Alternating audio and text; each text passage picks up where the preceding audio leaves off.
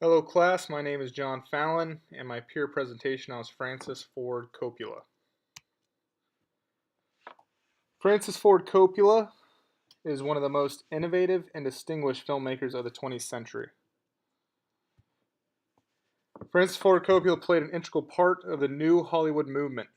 The Hollywood movement refers to a period of American film history from the mid to late 60s to the early 1980s. The young filmmaker challenged conventional filmmaking, where the director rather than the studio took a pivotal authorial role.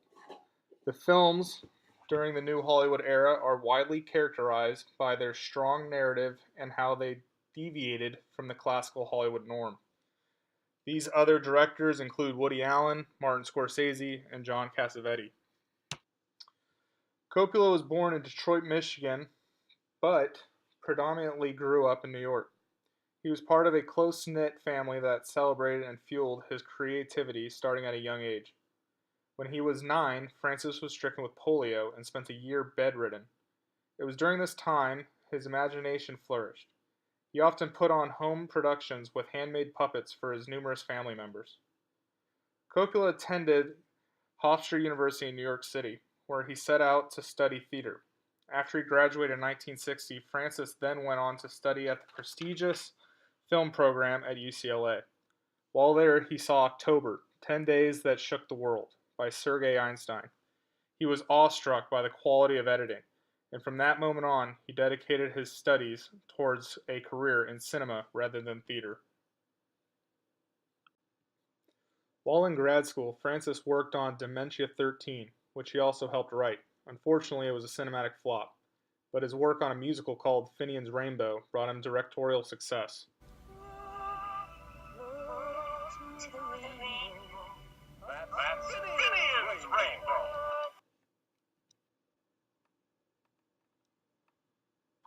Remember that no bastard ever won a war by dying for his country. You won it by making the other poor dumb bastard die for his country. I give up too.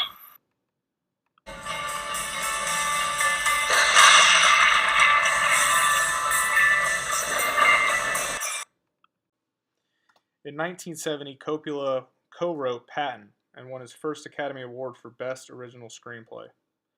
In 1972, he introduced the world to The Godfather and won his second and third Academy Award for Best Adapted Screenplay and Best Picture. He even earned nomination for Best Director. In 1974, he was awarded the coveted Palme d'Or for Apocalypse Now. The Godfather, based off a book central around family involved with organized crime, tells the story of an American expansion in capitalism in the 20th century. This created the Godfather effect, a turning point in American consciousness that has an emphasis on being proud of one's ethnicity. This has not only changed the way Italian Americans were perceived, but also all Americans of all backgrounds view their individuality and nationality.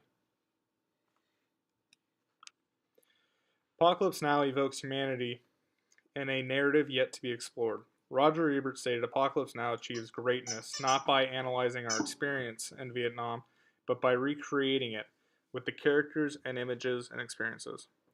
Regarded as a masterpiece of the new Hollywood era, Apocalypse Now, unlike many movies during its time, was shot entirely on location. The cast and crew had to overcome obstacles such as typhoons and rogue actors to complete the film.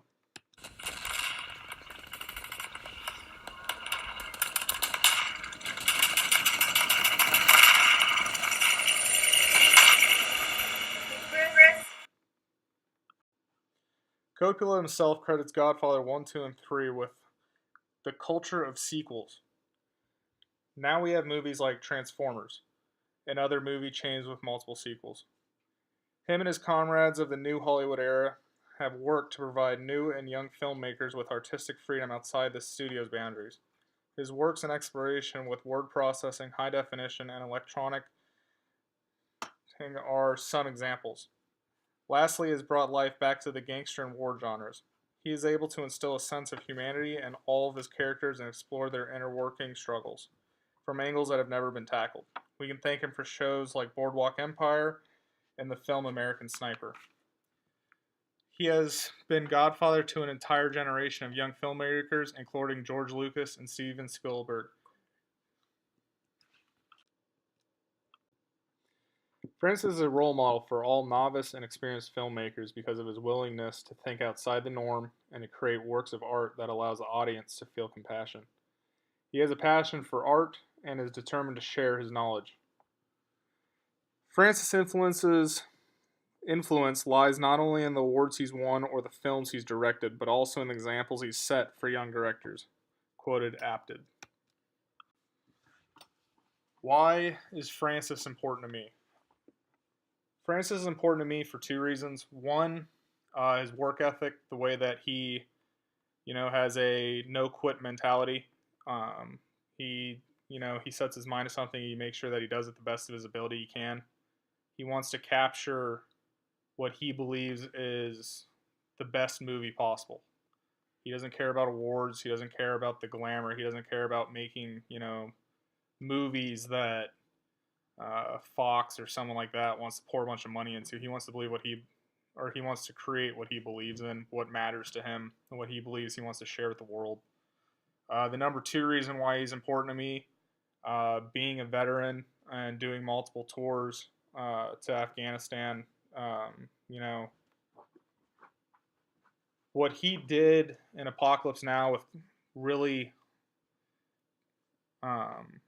creating and really achieving how soldiers really feel and what we go through and how people change and how, when you're overseas or deployed, you have a completely different mentality, and he really captures what it's like to, be in that situation. Not, safe at home in the US where, everything's hunky dory, but being somewhere where your life is threatened every second you're there.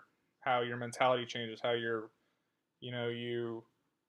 put a lot of things that matter here, they don't matter there. And how he captured that really shows, shows with the people that came after him with war movies like Saving Private Ryan and